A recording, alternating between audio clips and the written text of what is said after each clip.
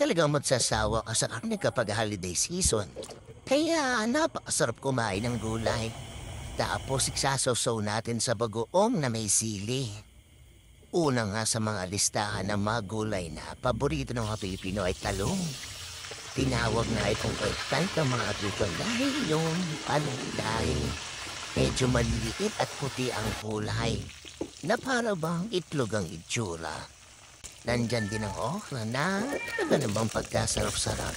At ang panggustang kamote na kahit saan makikita mo dito sa probinsya.